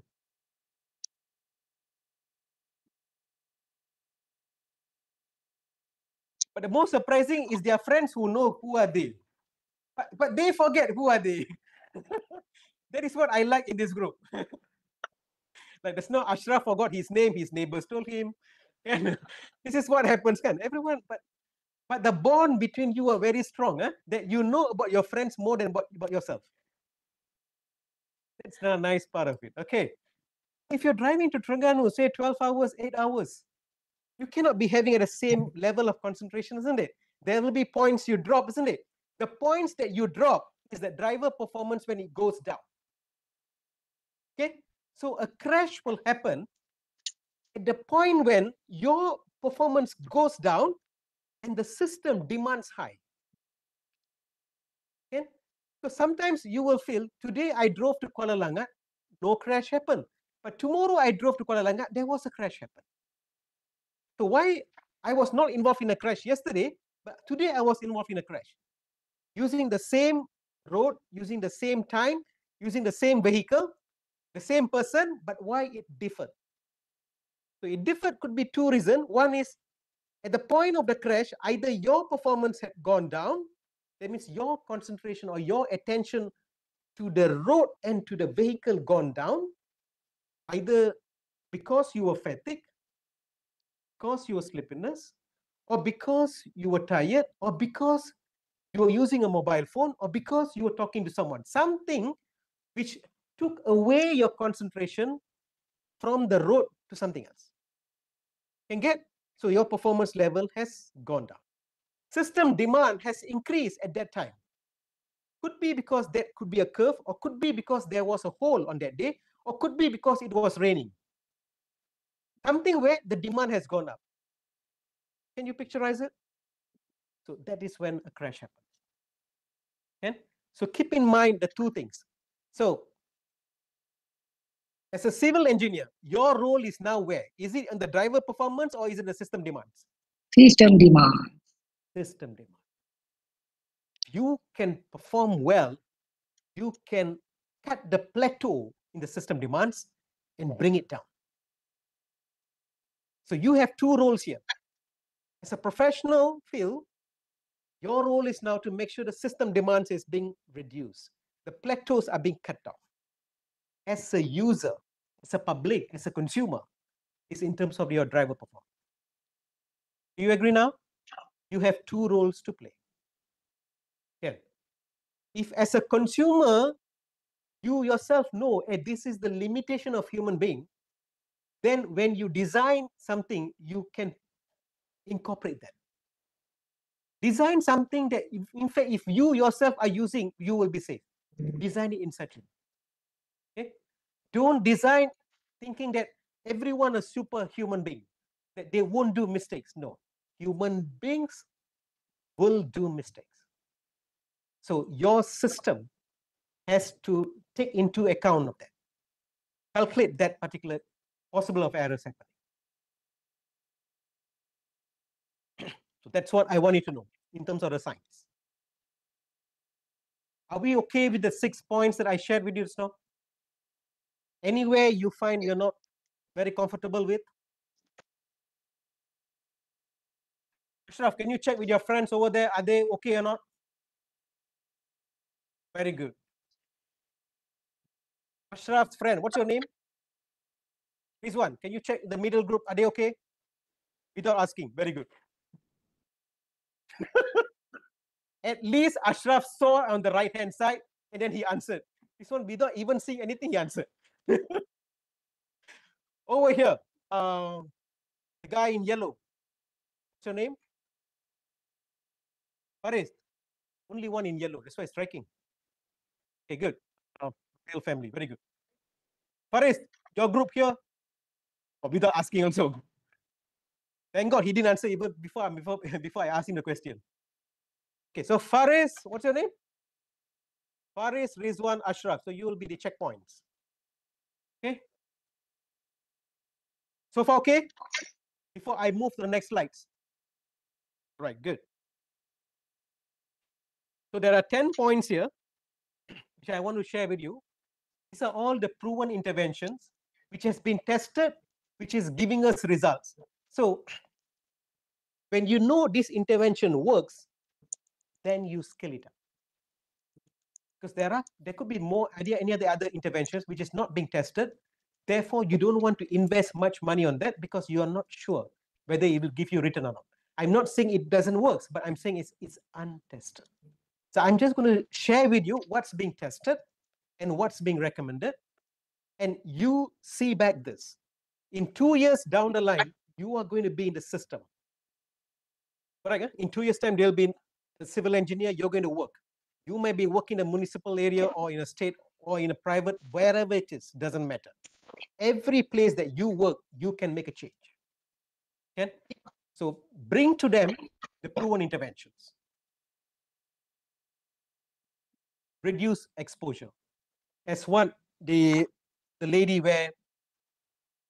who wanted only to work from home, who wanted one lane. That is what we call as reduce exposure. As much as I can reduce number of people going to the road, will I reduce number of crashes? Will I or not? Be very clear. Very simple, isn't it? If I reduce number of people going to the road, then for sure, number of crashes will go down. Can we see that during COVID time? COVID time, all of you survive. All of you survive from the road, kan? We didn't have any crashes in the road, correct? From your Allah. Why? Because you reduce your exposure. So that is rule number one. As much as we can reduce exposure to the road, you are on the safe. Okay? Either work from home or you do online transaction, so you reduce number of trips you're going out. Like last time, for every work you have to go to the bank, but now if you can do some online transaction, you reduce number of trips that you make using the roads. Clear? So do that, the first thing. Okay, you either we restrict people, or we restrict the travel, or we restrict the time. So that is the first one. You reduce exposure. Second, if I can't stop people from going to the road, people will still go to the road. My next strategy will be, my only intention is I must prevent a crash from happening, because I cannot prevent him from going to the road. He still has to go. So let him go. But now I need to make sure that he doesn't get involved in a crash. If I want to prevent him from getting involved in a crash, if I provide him a safety helmet, can I prevent him from crash? Think nicely. The question to you is, if I provide him a safety helmet, can I prevent him from road crash? No. Why?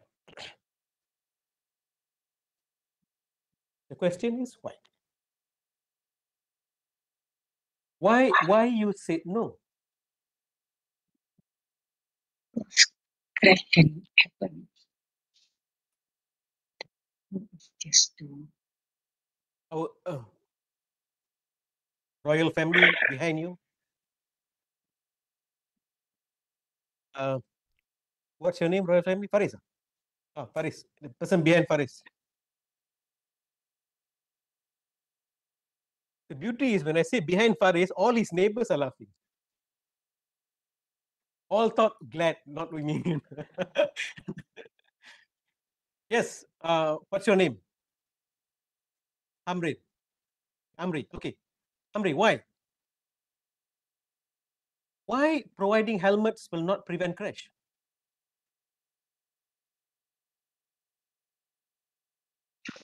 Hey, all the neighbors, help him. Just now you laugh, what? Don't just laugh, help him now. Help him now. Don't help him during exam. Help him now.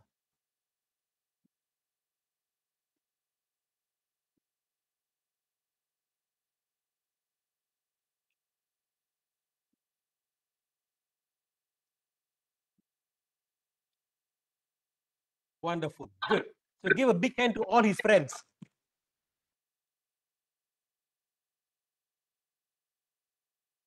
So this is what we want, friendship and collaboration, not during exam time.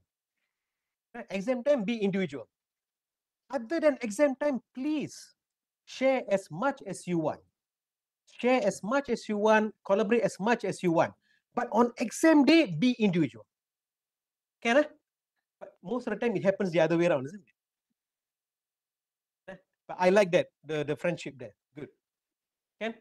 So safety helmet is not a crash prevention strategy.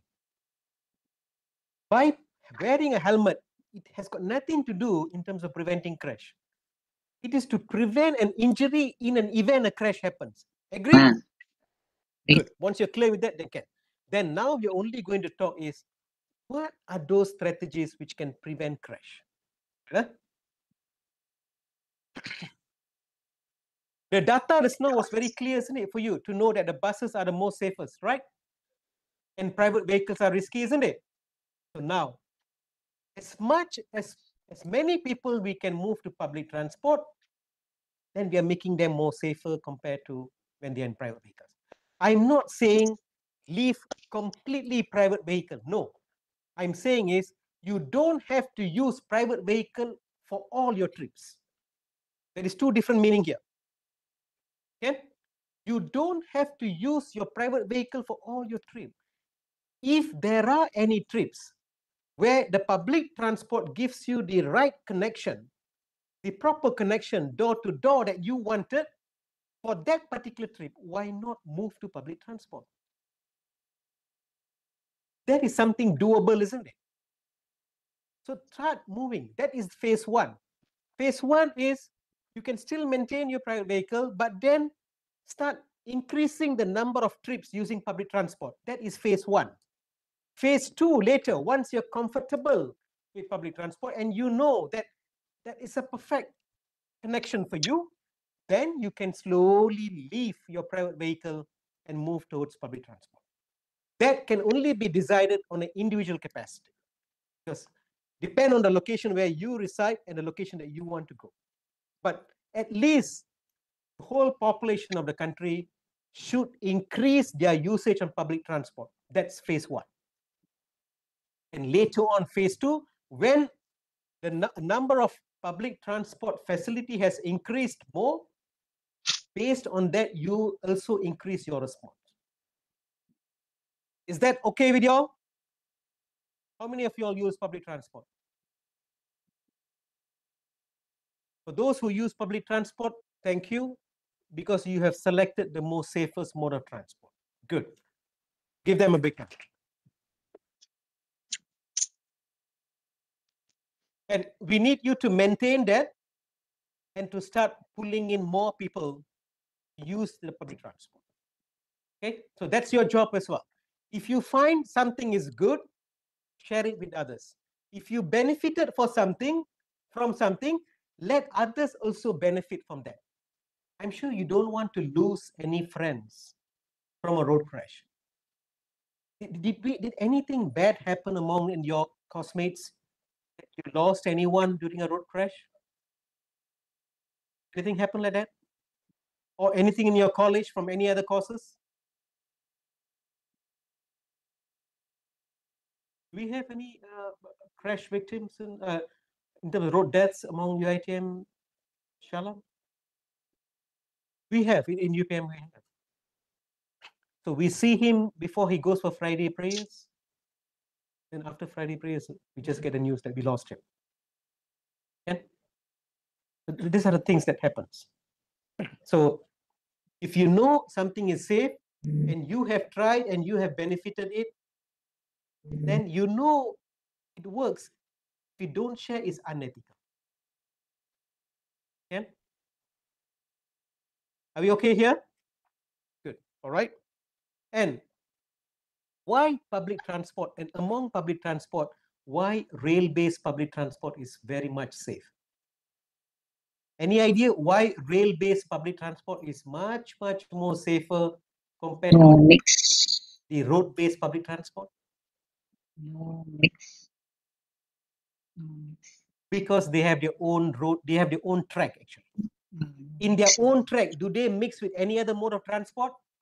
No.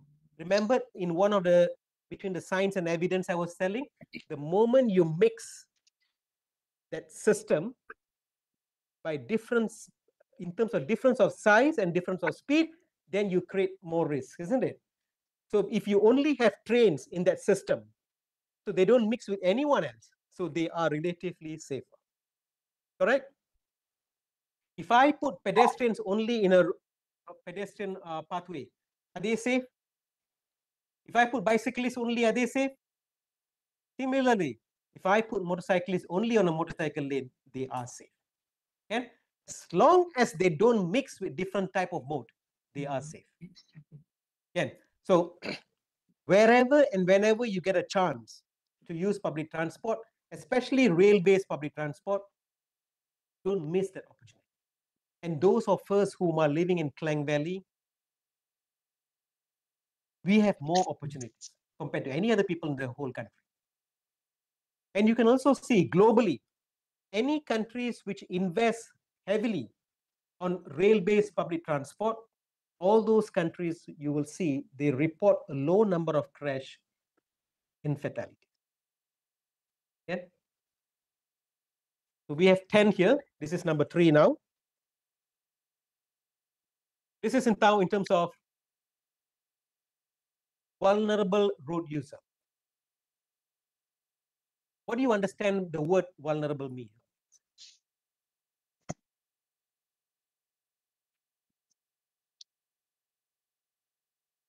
Any idea?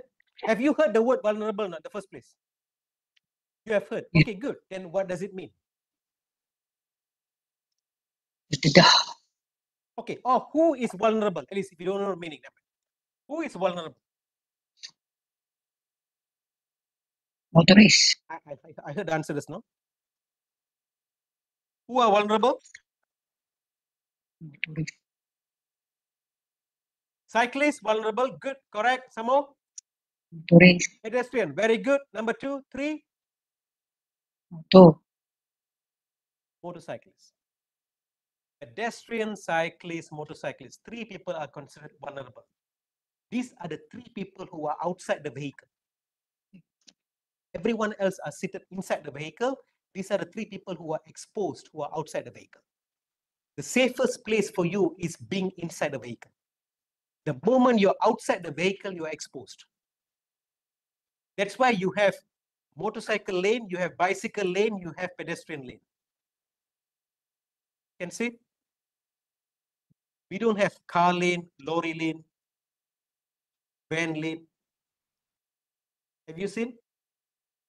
There are 3 groups because they are outside the vehicle. Because you must understand, in a crash, when a vehicle comes and hit me, say a vehicle comes and hit me, if I'm seated inside the vehicle, I have that vehicle layer, the vehicle body as one layer for protection. But if I was outside the vehicle, immediately the crash happens to me. Okay? So as much as you are inside the vehicle, you are safe. We okay with that? All right, good. So now coming back to the motorcyclists. We have motorcycle lane. You have seen motorcycle lane? Have you used motorcycle lane? The science is simple. I need to segregate them. I cannot mix them with the other type of road users, okay? Because it will be risky for them. So if I segregate them, I will make them safe. So we have motorcycle lane. Do you know that Malaysia is the first country in the world to introduce motorcycle lane? We are the first in the world to introduce motorcycle lane.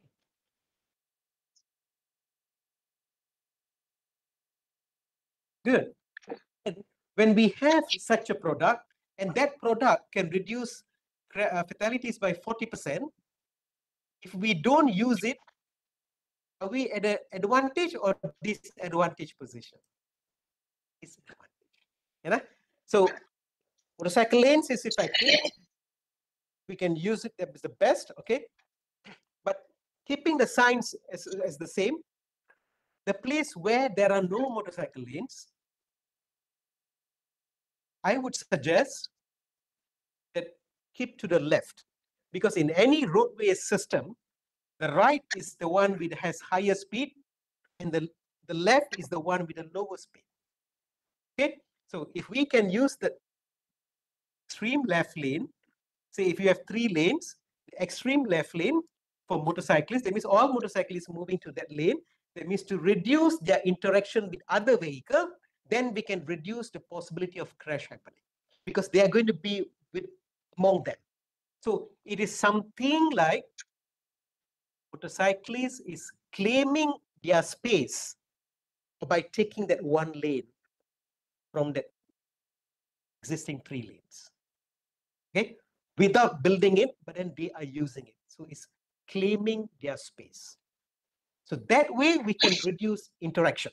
The key point is very simple: reduce interaction between motorcyclists and any other road. Are we on the same page? Wonderful. Second, and the number 4, for all those people who are outside the vehicle, the issue of visibility is very important.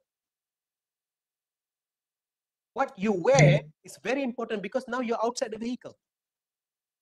Say, imagine now it's a dark time, the night, that road doesn't have light.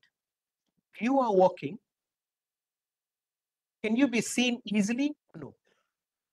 No. And say, add to the problem, you're wearing dark attire. From far, I won't know there is a pedestrian until my vehicle's light gets closer to you and you fall within that coverage area, then I know there is a pedestrian. All right? But by the time I know there is a pedestrian in front of me, when I press my brake, my vehicle won't stop immediately, isn't it? My vehicle needs some space and time to get my vehicle stopped. And if you are in a very short distance with me, I may not be able to prevent a crash. So that's why everyone who are outside the vehicle, motorcyclist, bicyclist, or pedestrian, your visibility has to be enlightened. Okay? And especially motorcyclists, because your size is small. You are just 1/3 of the size of a car. So when your size is small, you move very fast. If I'm seated in a car, I may miss you in my side mirrors because you're moving fast, isn't it? If you are not visible, I will miss you out. If I don't notice you, if I don't see you, I don't detect you, I may take an action which can cause a crash to you. Okay? So my request here, for those whom are you, here is now you start thinking as a road user. For your safety on the road, if you are a motorcyclist, then make sure you are visible. Okay? How to make it visible? For the vehicle to be visible, you must have you must have your headlights on. Do you on your headlights for your motorcycles? Okay, how many people using motorcycles? Okay, very good. Do you on your lights every time, or there are sometimes you don't on your lights? All the time. Very good. UITM students, very good. No problem. Very good. Hey, clap for you all. Huh?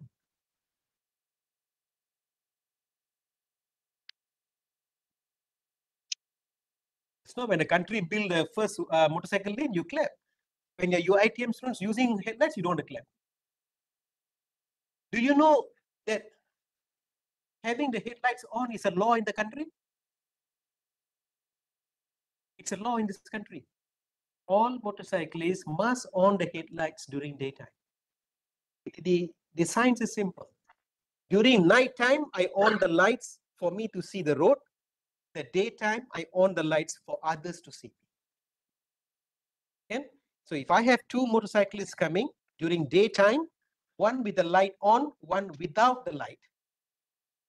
During daytime, for sure, I can see both.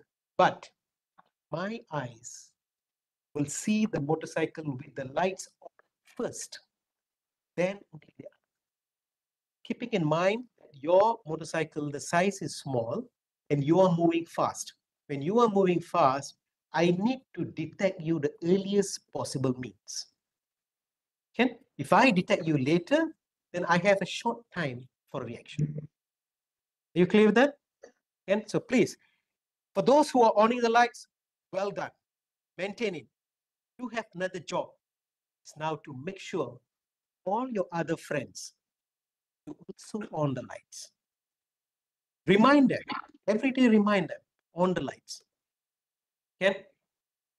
This is a service that you are doing in order for you to save it. Okay? So that is for a vehicle. Are you using the reflective vest? I like, they are very sincere. Good. If you wear a reflective vest, you can be seen even at a furthest distance. Because when my vehicle light hits your reflective vest, to reflect back, then I know that there is someone in front of me, and I have the time to brake and prevent a crash.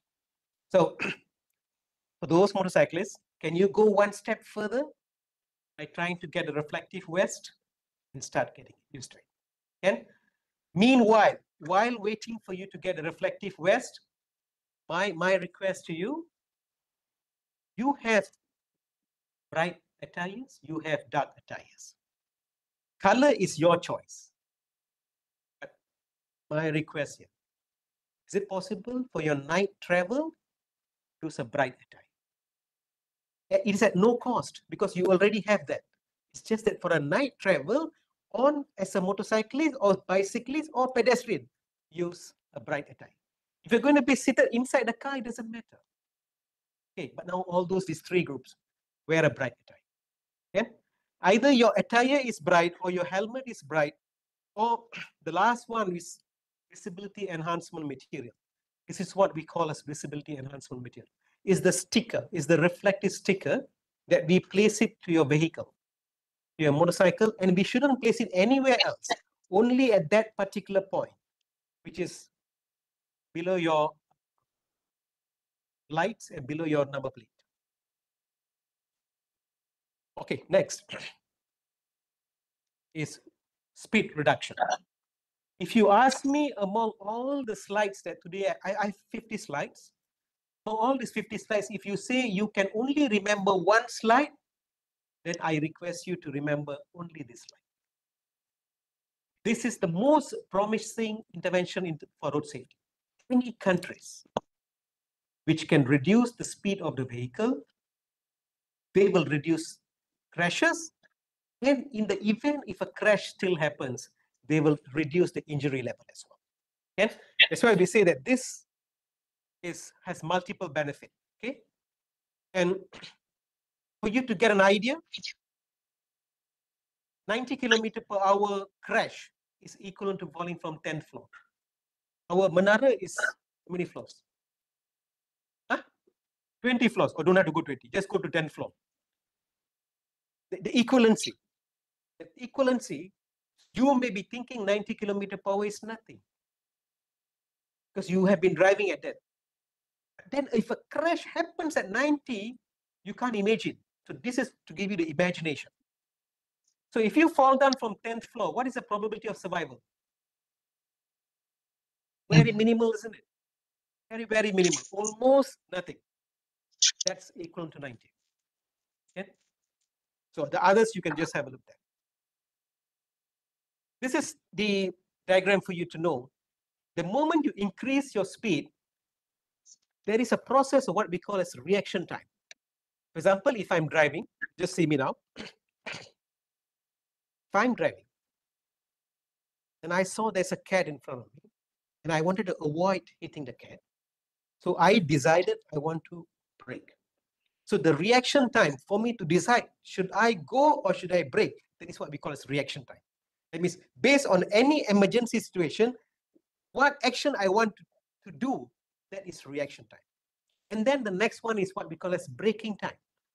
When you start pressing your brake, and for the time it takes to stop. And finally, it's what we call as the vehicle stopping distance. So from beginning till the end, the two component happens there: reaction distance and braking distance. So as the speed increase, you need more distance to get your vehicle stopped. So keep that in mind. So if you're driving at a very high speed, if you don't have enough gap between your vehicle and the vehicle in front of you, then you can't prevent a crash.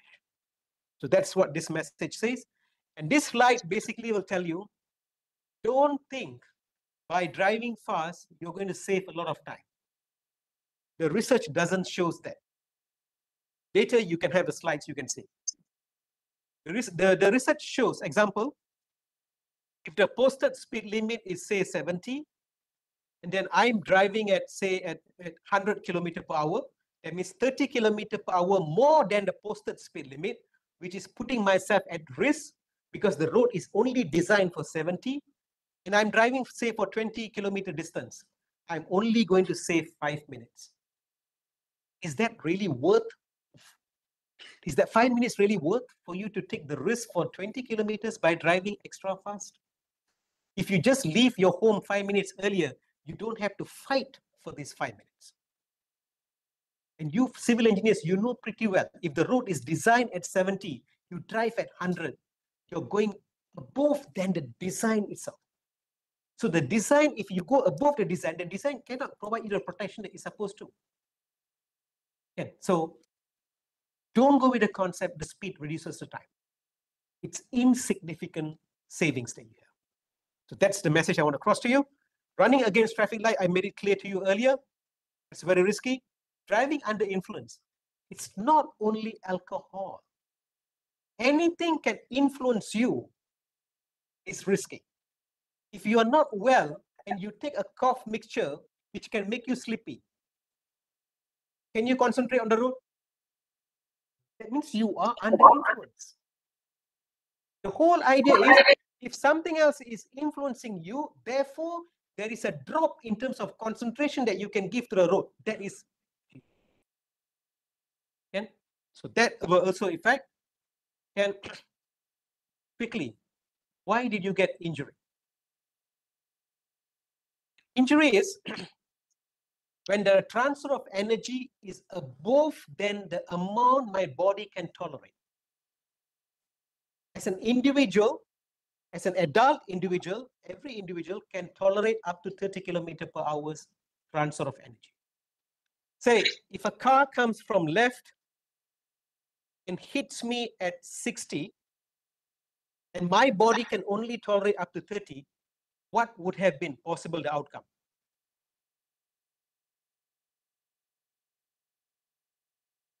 What could have been the possible outcome? It could have been a fatal crash because my body can only tolerate up to 30. So if you bring a 60 vehicle and hit me, most probably will be a fatal crash. And that is for an adult 30. If his child is even below 30, you want to believe this in a much easier way for me to tell you. Have you read the newspapers or the TVs where it says the mother, the father, they reverse their car in their home compound, hit the child behind, it's death. Have you read those news? Can you imagine what is the speed when you reverse your car? No. It's about 20. 10. Because within the housing area, when you within your house compound, when you're reversing, your speed, that is a starting point, your speed would be lesser than 30. It would be almost like 20. So a 20 km/h speed itself can kill a child. That's why I'm saying to you, the 30 is for adult, for a child is below. When you hit a child, the car bumper hits the head of the child. That's the first contact point, the first injury. The second, when the child falls down to the ground, which is hard surface, second injury. Okay, and the third one is his organs, because his body is not moving anymore, and his organs are hitting against each other. And you have that's what you call the internal injury. Okay, and that 3 leads to fatal. Are we clear with that on the injury body tolerance? Have you seen in the school areas where they put signboard 30? Do you understand now why that 30 comes in? That's because of this. Because as long as there are people outside vehicle moving on, activity happening very high, more number of people are pedestrians or more number of cyclists out there, then the best speed limit in that zone is 30. So please respect that. If you're driving near a school area or any, say, residential area where there are pedestrian movement and cyclist movement, your speed should be, what is your speed should be? 30. Lesser than 30. Are we clear with that? Very good. And you are going to design it in such a way as well. civil engineers. You're going to design in such a way that the moment you know the areas where you're going to build the roads and it's going to cater more for pedestrians, cyclists, and everyone, make sure that road designed for 30-kilometer per hour. Yeah. Okay, this is to prevent injuries. Helmets proven for motorcyclists. There's no any other product to save a motorcyclist. The most proven product in terms of preventing injuries is helmets. Only challenge here we have is people are not wearing it properly. What I mean here properly is it must touch your chin. Or for any reason you feel uncomfortable, the maximum space you can allow is just 2 fingers, not more than that. If more than that, then it can remove by itself. But again, the best is no space, completely touch. Only if you feel for some reasons uncomfortable. And for child, a child has a child helmet. Don't ask a child to use an adult helmet. Okay, so that's the message here. Number 9, moving close to number 10, total number 10. For a car, if you want to prevent injuries, there's no any other products we have. The best one, seat belt. The active measures. Of course, the passive measures are the airbags. How many of you, when you sit in the front, you wear your seat belts? Very good. Very happy to see this. Give a big hand. Very good. And make sure this commitment is always there. Okay, to the same group of people, I'm going to ask you the next question. When you move to the rear seat, how many of you wear seat belts? To those who wear seat belts, please give them a very big, strong hand now. We can clearly see there's a huge drop in the terms of numbers who are wearing seat belts when they go to the rear seat. Believe me, in any position that you sit in the car, the risk is there. So if you are unbelted in the rear seat, you're not only going to danger yourself, but now you're also going to danger the person in front of you. So here, I just want to make it very clear here. I just need all of you just to see me now. Just focus on me. As how I told you just now, for safety helmet, there's a proper way of wearing where it must touch your chin. There is also a proper way of wearing when you're wearing a seatbelt. The seatbelt, everyone with me? Seatbelt must always touch your body. Cannot have any space between your body and the seatbelt. That means it cannot be where you fasten it, but your body is not touching the seatbelt. It is risky. It must touch, and the place it touch must be at your shoulder only. Cannot be at your neck or on your face. It must touch only at your shoulder and then cross your chest. Okay? So the purpose of this seat belt, this was what we call a shoulder belt, is to stop my movement from going to the front, because this belt is going to pull me behind. Do you clear that? Now you have the next one, the lap belt. The lap belt is to push you down so that you don't go up. So if it's to push you down, it has to be on your hips. It cannot be on your stomach. If it's on your stomach, that means both belts are protecting you for the one direction only, that to push me behind instead of me going in the front. Am I making it clear to you? So the shoulder belt is to pull me behind. The lap belt is to push me down. Are we okay? This you have to make sure. So I'm going to make a request to you. This is your own, this is your own self-promise. Okay?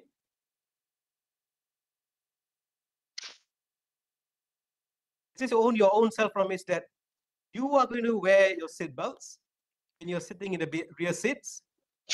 And Not only that, you are going to also make sure that your friends are also going to wear your seatbelts. Can we? Why? All those who are drivers here, who are driving, keep in mind, if you in the driver's seat, you are wearing a seatbelt, you are safe. But if your passenger behind is not wearing a seatbelt, what will happen is he is unsafe, but now he adds problem now because he will be moving and he is going to come and hit you. When he hit you, his weight is 70 kilo, example, and say you are driving at 80 kilometer per hour. Means the force is the mass times with acceleration. Means 70 times with 80, 5,600 is the push up towards you. So even if you are belted as a driver, but just because the behind person is unbelted, you are now at risk also. Okay? So that's why my request to all the drivers here, before you start your journey, make sure all your friends behind are belted, then only start your journey. Can we do that? And then make sure all rear passengers you are belted. So the concept is very clear. The moment you are seated in the car, you need to be restrained. So you wear it. Who are using buses to travel back home? Say you're going back home to Johor, anyone who uses buses? Okay. When you are using buses, have you seen there are any seat belts in the buses? Do you use it? If you use it, very good. I'm very touched. Okay. If you are not using it, start using it. Because that seatbelt in the bus is also to restrain your movement. Okay, so that before you're being thrown out, that seatbelt will restrain you. Okay, so don't forget, seatbelt is not only for cars, also for buses. When you're traveling in the air flight, you wear a seatbelt also, isn't it? So in all vehicles, when the vehicle is moving, your body is moving at the same speed, we need to have that restraint system in order to restrict your movement in an event when the vehicle stops. Yeah. So if you're clear with that, that's good. Can child restraint, if you have any siblings or later on when you have your child, make sure that they use the child seat and not sit back here. All right. These are the sitting positions. I'll just run quickly because time is running short. You will have the slides anyway. For children, I just want to quickly pick up. The safest place is always back seat, not front seat. Okay, and child seat, preferably we don't want to fix it in the front seat unless the manual says can. Even if the manual says can, that is the last choice. But if the manual says no, clear cut answer is no. When I say manual, it's the car manual. You buy a car, there is a manual. That car manual will tell in which place in your car you can fix the child seat. Then the child seat that you buy will tell you how to fix the newly bought child seat in the place where the car manual seat you can fix. But in either way, the last choice is the front seat. The first choice is always behind the front passenger. The second best is always behind the driver. The other sequence will slightly change. The three sequence will remain. First choice, the second choice, and the last choice. Ada Clear kabel with that right? now? You can see if I change to the 7-seater. Can you see the position number 1, number 2, and the last number 7 remains the same? Can I? Take home message. All I need is you put into practice first. If you believe in what was transferred today to you, you put into practice first. You must benefit from it first. And after that, then only you start sharing with the people that you know, that you will see them more often, so that you can see whether they make that difference or not. But if you don't bypass the first stage, don't go to the second stage yet.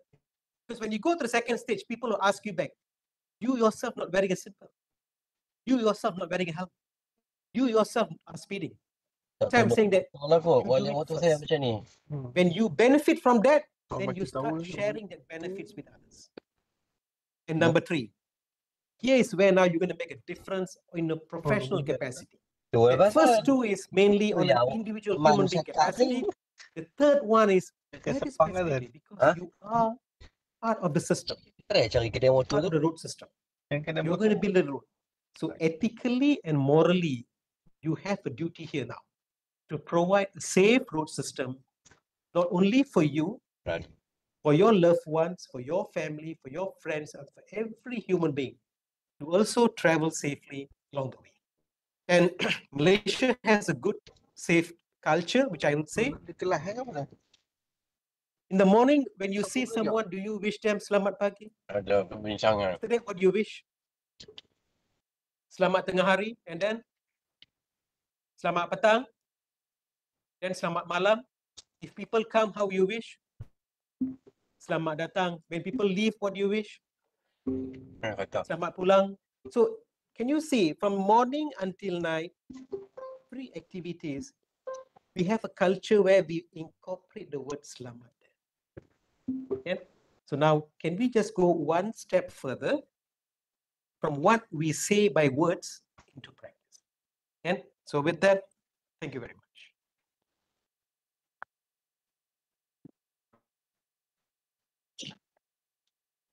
Motor dah. Do we have questions or we have questions for time? Shall I just ask them directly? Tadi tu. Do you have any questions that you need to ask? Yang hitam It tu can buat be on hitam both, kali. on Okey the dah, Wak. physical Betul. Itu section, je. or if there's any questions for the online, just let me know as well. Tu tapi tak ada tempat buat Apa ini no? kena tinggal Anything lah over kan. here? Yang ready stock maknanya swab terus kan. Do you have anyone has any pressing Tinggal motor questions? saya nak pakai apa? No. So over there, no? I can. Thank you very much, everyone. Thank you, Professor Dr. Kulanthayan, for the very wonderful. Okay, good. Yeah, I would like to Balik makan datang ni. Okay, good. hear Okay. Terima kasih. the talking.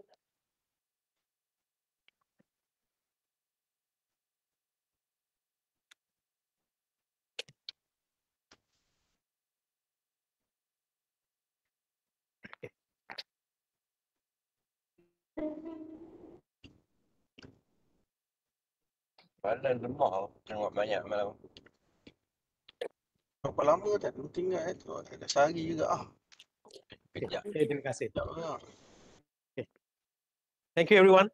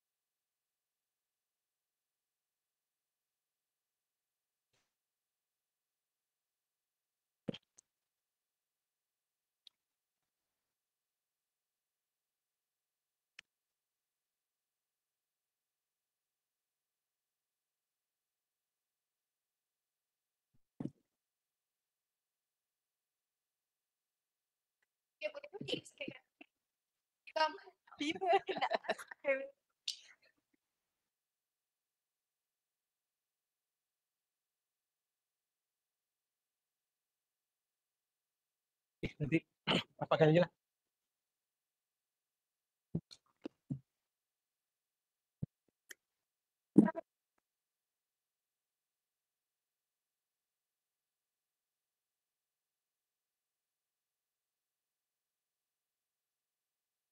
Lain berapa orang? Saya tengok 25. Okay.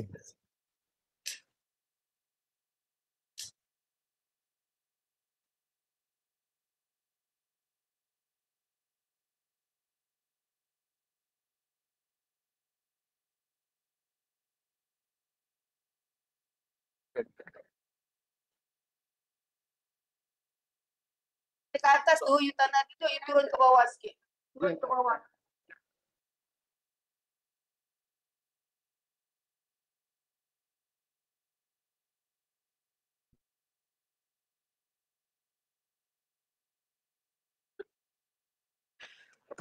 Is anyone here? Yeah. Dah panggil dia orang ke depan.